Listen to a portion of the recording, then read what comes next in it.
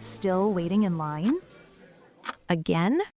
That's time you'll never get back. Save time and money with Stamps.com. Over 4 million businesses have skipped the line with Stamps.com. Join them to save up to 90% off carrier rates from your computer or phone right now. Print postage for certified mail, registered mail, and packages in seconds. Then schedule a pickup right from your home or office. For a limited time, go to Stamps.com and use code PODCAST for a free welcome gift. Taxes and fees apply. Hey listeners, this is Peter, and welcome back to the History Shorts.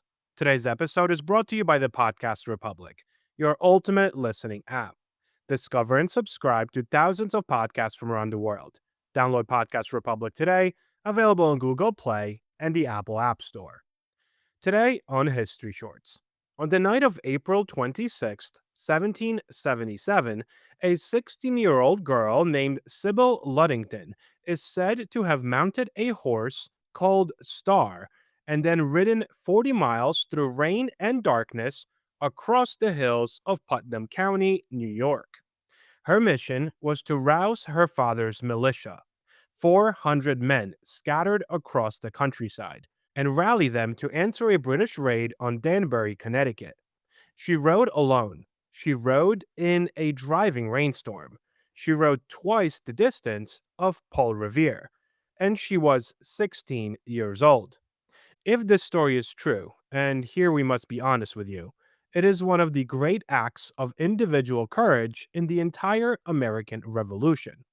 Of course, if it's true, because the historical record does not confirm it the way it confirms Paul Revere's ride.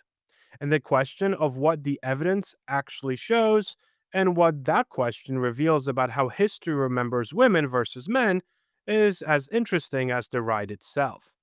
Our history brief today covers some recent history news.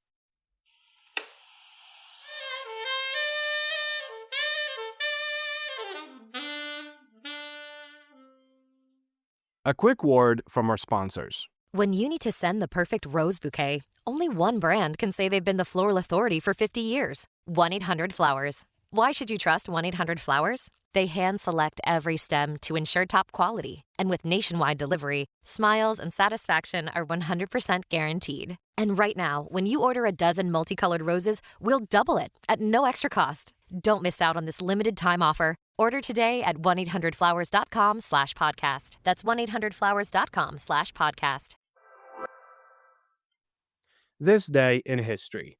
On August 13th, 1961, East Germany began constructing the Berlin Wall, physically dividing East and West Berlin and turning the city into one of the defining symbols of the Cold War.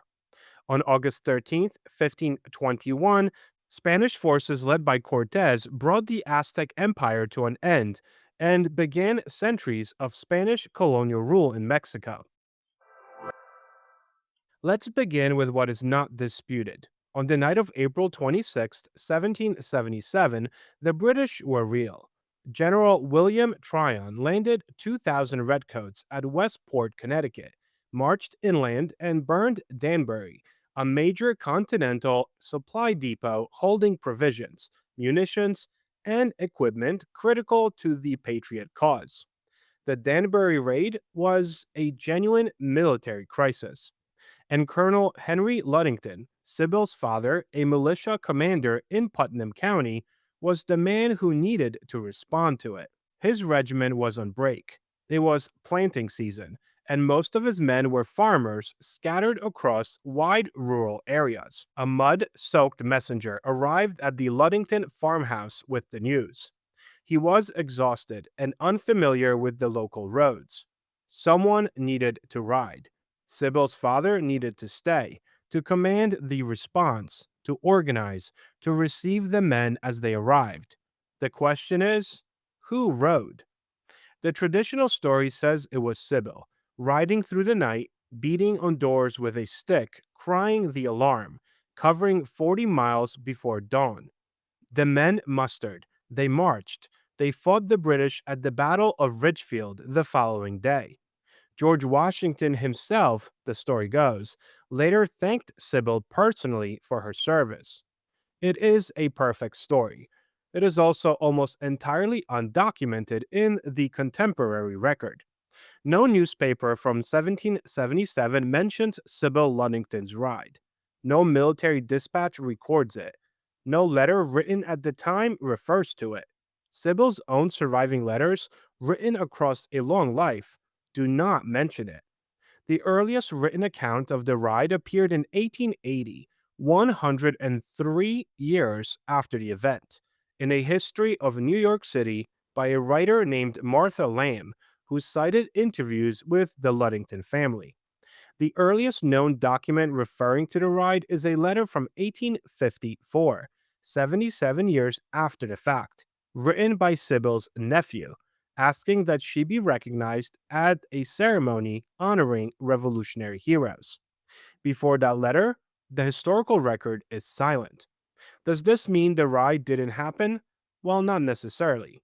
Historian Paula D. Hunt, whose paper in the New England Quarterly is the most rigorous scholarly examination of the evidence, concluded that there is no reliable contemporary documentation to confirm the ride. But other historians, including Carol Birkin, whom I've had on the show many times, one of the leading scholars of women in the Revolution, have argued that the absence of documentation is not the same as evidence of absence. Women's contributions to the Revolution were systematically underdocumented. Men who rode with messages left paper trails, military dispatches, regimental records, pension applications. Women who performed equivalent services left almost nothing because the institutions that created documentary records were not interested in recording what women did. Paul Revere's ride is famous partly because Longfellow wrote a poem about it in 1860. The poem appeared 85 years after the ride, and the poem contains multiple historical inaccuracies that historians have spent over a century correcting. Yet nobody argues that the ride itself didn't happen. The standard of evidence applied to Sybil Ludington is, in several respects, stricter than the standard applied to Paul Revere. What can be said with reasonable confidence is this: the Danbury raid happened. Henry Ludington's militia mustered and fought. Someone rode to alert them all. The family tradition, transmitted across multiple generations and collected by multiple researchers across the 19th century, consistently identifies Sybil as that rider, not in the way of myth making, but in the way that families preserve the memories of things that actually happened to them. Colonel Henry Ludington's own memoir refers to his daughter's ride, describing the rugged and dangerous roads that she traveled, with reckless bands of cowboys and skinners abroad in the land, and saying the child performed her task, clinging to a man's saddle, guiding her steed through the darkness. That is not the language of invention. It is the language of a father describing something he witnessed. The evidence is family tradition rather than official record.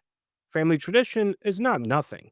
It is for millions of historical events, particularly the events of women's and ordinary people's lives, all that we have. Paul Revere was a silversmith, a political organizer, a man embedded in the networks of power and documentation that produced the historical record. His ride was preserved because the people who witnessed it and benefited from it were in a position to write things down, file them, preserve them, and eventually celebrate them. Sybil Ludington was a 16-year-old girl in a rural county. Her world did not produce the same documentary infrastructure. The question of whether she rode 40 miles in the rain in 1777 is genuinely unresolved by the surviving evidence. But the question of why we know so much more about Paul Revere than about the woman who performed equivalent or greater acts of courage in the same revolution, that question has a very clear answer. It is not that women weren't there, it is that history at the time was not paying attention to them. Sybil Ludington lived until 1839. She was 77 years old. She married a lawyer, raised a family, and lived in the Catskills, New York, for most of her adult life. She was honored with a postage stamp in 1975 on the bicentennial of the Revolution. A state sculpted by Anna Hyatt Huntington stands in New York State, in the county where she rode, if she rode. Whether the full legend is confirmed or not, this much is true. A 16-year-old girl in 1777 lived in a world at war. The History Brief.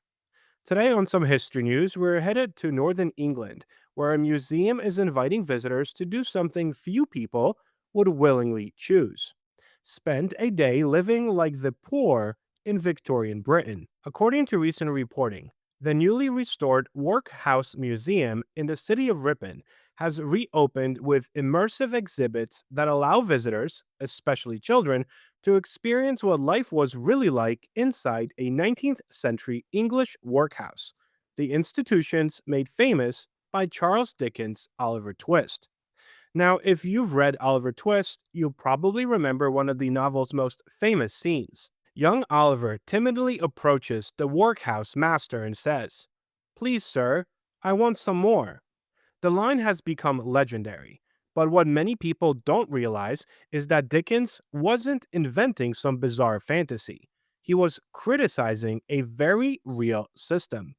Workhouses expanded across England after the Poor Law Amendment Act of 1834, which sought to reduce the cost of public welfare by making government assistance deliberately unpleasant. The philosophy was simple: if conditions inside a workhouse were harsh enough, only those with absolutely no other option would seek help. Families were often separated. Residents surrendered their personal belongings. Meals were plain and repetitive. Days were filled with exhausting labor: breaking stones, washing clothes, chopping wood, or other physically demanding work. Discipline was strict. Privacy was almost non existent. And for many children, growing up in a workhouse meant growing up without parents nearby. The museum occupies the Ripon Union Workhouse, built in 1855, where hundreds of impoverished men, women, and children once lived. Following a multi-million-dollar restoration, visitors can now walk through the original washrooms, dormitories, and holding cells while hearing sound effects that recreate the sights and sounds of Victorian life. But this isn't your typical museum. Children can help with laundry using 19th century methods. They can saw, bake bread, search for fake mice hidden throughout the building. And if they're feeling particularly adventurous, they can even sample gruel, the bland porridge that became synonymous with workhouse life thanks to Dickens' novel. Museum staff also portray stern Victorian schoolteachers and workhouse officials, giving visitors a taste of a strict discipline that governed everyday life. Fortunately, unlike the original residents, modern visitors are allowed to leave whenever they want. What's especially striking is that the museum isn't simply about the past. Curators point out that many of the reasons that people entered workhouses — homelessness, mental illness, unemployment, addiction, and veterans struggling after war — remain familiar social issues today. The circumstances may have changed, but many of the underlying challenges have not. History isn't just about kings and queens. Sometimes it's about ordinary people trying to survive. The poor, the unemployed, the forgotten. Museums often preserve grand palaces and magnificent castles. This one preserves hardship because understanding history isn't only about celebrating the past, it's also about remembering the people who had the least reason to celebrate it. Thank you so much for spending some time with me today and helping to make this little show such a mighty success. If you're enjoying the show and would like to help with its production, you can always donate a few dollars at buymeacoffee.com or become a Patreon member to enjoy these episodes ad-free. Both of those links can be found on our website at www.historyshortspodcast.com. I also hope you guys check out our YouTube channel, where we have different videos and series that are not part of this main feed. Have a great rest of your day, and I will talk to you all again tomorrow. This summer, turn your gifting game up during the Summer Plant and Garden Sale at 1-800-Flowers.com. Right now, you can score up to 30% off succulents, bonsais, fresh-cut blooms, and more. Whether you're celebrating a birthday, sending a thank you, or a just-because surprise, 1-800-Flowers lets you save big on a stunning selection of gifts. Save up to 30% off during the Summer Plant and Garden Sale at 1-800-Flowers.com/podcast. That's 1-800-Flowers.com/podcast. Gift something unforgettable today.